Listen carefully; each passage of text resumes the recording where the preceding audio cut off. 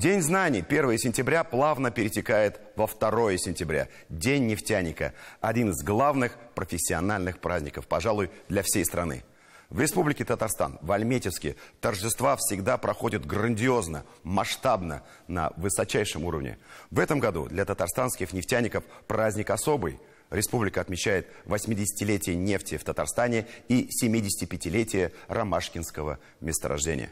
Обо всем по порядку. Тимур Бекмурзин.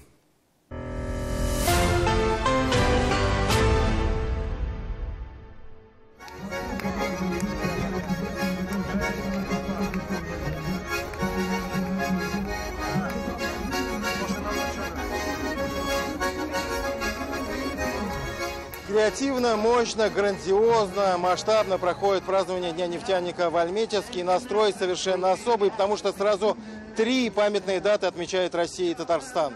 Это 80-летие начала разработки большой нефти в республике, 75-летие открытия ромашкинского месторождения и 70-летие города Альметьевск, который превратился в красивейший и комфортный город, настоящую гордость Татарстана и всей России.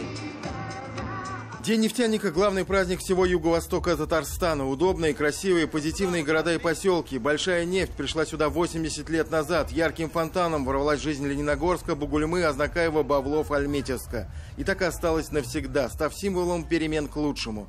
Через борьбу, самоотверженный труд, освоение новых технологий к новой лучшей доле.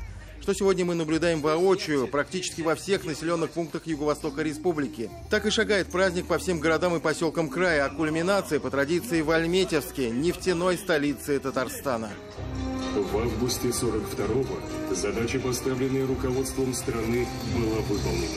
И праздник удался, иначе и быть не могло. Татарстанские нефтяники привыкли добиваться совершенства во всем, в том числе и в проведении такого рода мероприятий. Грандиозное, красочное, в какие-то моменты трогательное театральное шоу с элементами мюзикла вряд ли могло кого-то оставить равнодушным.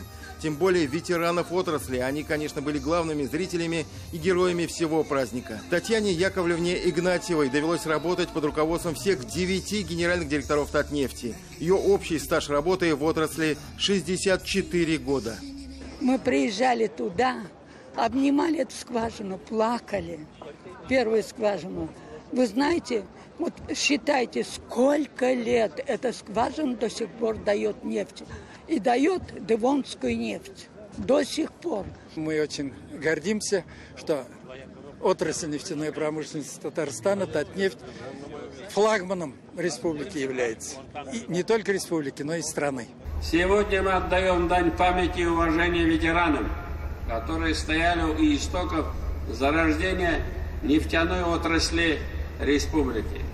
Искренне благодарны вам за создание мощного фундамента социально-экономического развития Татарстана. Слова восхищения сегодняшним праздником, как он организован, какие детали показали все, что здесь создавалось, и роль тех людей, которые и сегодня работают.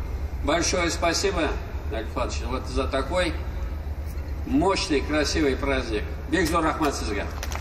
История становления и развития большой нефти советской Татарии плавно перешла в нынешние реалии, и по ходу всего представления, а затем и парада техники и трудовых коллективов Татнефти было не раз подчеркнуто, что подвиг нефтяников-первопроходцев словно генетический код передается из поколения в поколение.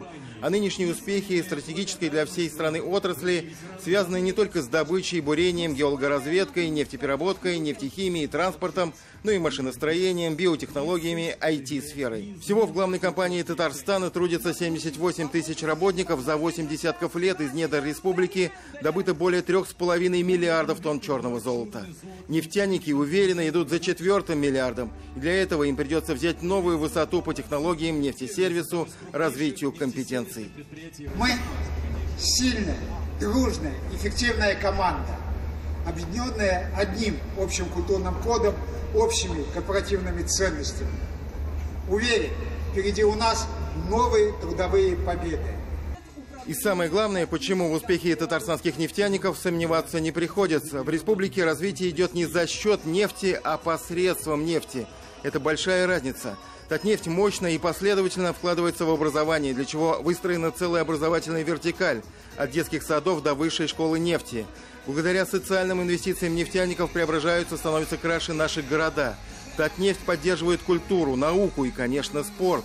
Настоящим сюрпризом для всех в этот день стало участие в празднике олимпийской чемпионки Алины Загитовой, которая станцевала под зажигательные мотивы песни в исполнении Элвина Грея.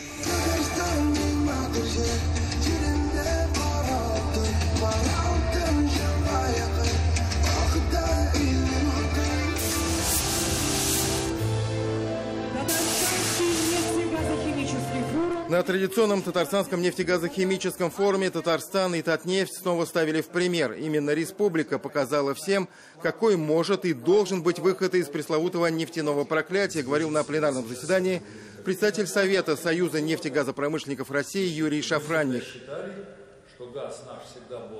А Рустам Минниханов вспомнил, благодаря чему этого удалось добиться, в том числе за счет освоения новых технологий и поддержки собственной научной школы.